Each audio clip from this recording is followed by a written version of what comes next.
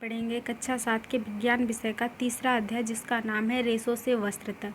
ठीक है, इस अध्याय का नाम है रेशों से वस्त्र तक। तो आपने कक्षा 6 में पौधों से प्राप्त होने वाले कुछ रेशों के बारे में पढ़ा था। आपने यह भी पढ़ा था कि ऊन और रेशम रेशे जो होते हैं जंतुओं से प्राप्त होते हैं। जंतुओं से प्राप्त किए जाने वाले रेशे को जांतव रेशे तथा ऊन से प्राप्त किए जाने वाले को फाइबर यानी भेड़ अथवा याक के बालों से प्राप्त किए जाने वाले को हम फाइबर बोलते हैं। रेशम दो प्रकार के होते हैं, जांतव और फाइबर। ठीक है, रेशम की फाइबर रेशम कीट से के कोकून कोश से प्राप्त होते हैं। रेशम के फाइबर रेशम कीट के कोकून से प्राप्त होते हैं। क्या आप जानते हैं कि भेड़ के शरीर के किस भाग से फाइबर मिलते हैं?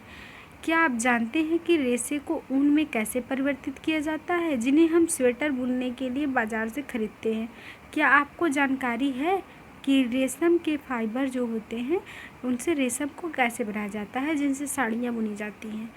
इस अध्याय में हम कुछ ऐसे प्रश्नों के उत्तर जानने का प्रयास करेंगे। जांतव रेशे, ऊन और रेशम। ठीक है, सबसे पहले हम देखेंगे जांतव रेशे जो कि जंतु से प्राप्त किए जाते हैं।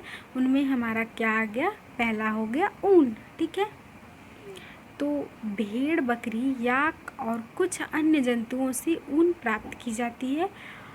ऊन प्रदान करने वाले इन जंतुओं के शरीर जो है बालों से ढके होते हैं। क्या आप जानते हैं कि इन जंतुओं के आवरण पर बालों की मोटी परत क्यों होती है? बालों के बीच अधिक मात्रा में वायु आसानी से भर जाता है।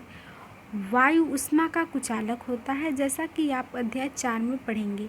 अतः बाल इन जंतुओं को गर्म रखते हैं और ऊन इन रोएदार रेशों से प्राप्त किए जाते हैं। ठीक है,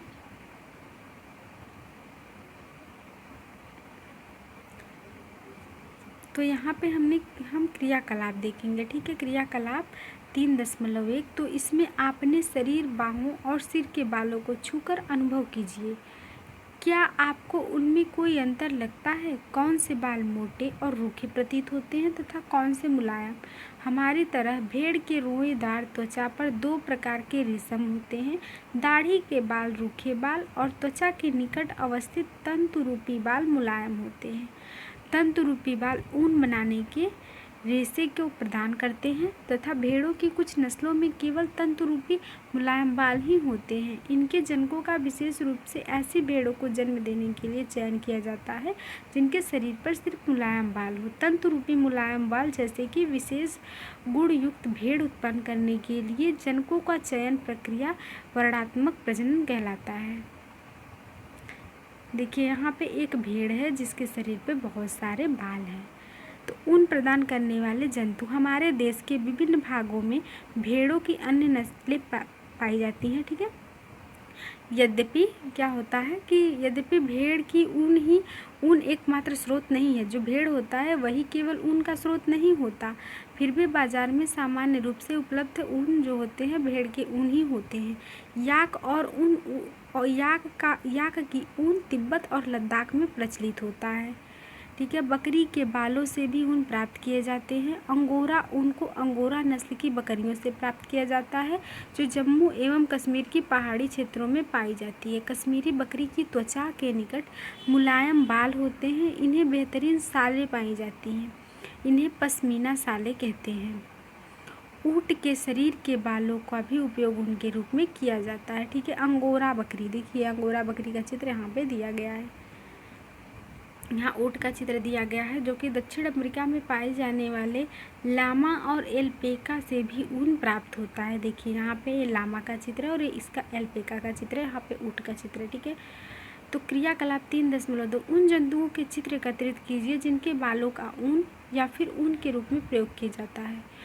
उन्हें अपनी इसकी पुस्तिका पे चिपकाइए और यदि आप चित्र प्राप्त नहीं कर पाए तो इस पुस्तक में दिए गए चित्रों को देखकर उन्हें बनाने का प्रयास कीजिए। अपने क्षेत्र एवं देश की अन्य भाषाओं में भेड़, बकरी, ऊँट, याक जिसके नाम जाने जाते हैं उनका पता लगाने का प्रयास कीजिए। ठीक है,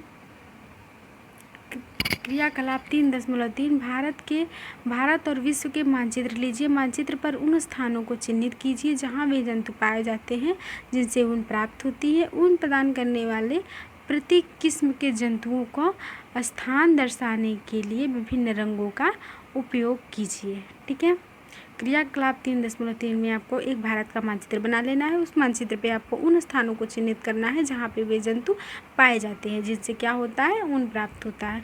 और ऊन प्रदान करने वाले प्रयोग किस्म क्या होंगे, जंतुओं को स्थान दर्शाने के लिए विभिन्न रंगों का उपयोग कीजिए, विभिन्न निशान लगाइए।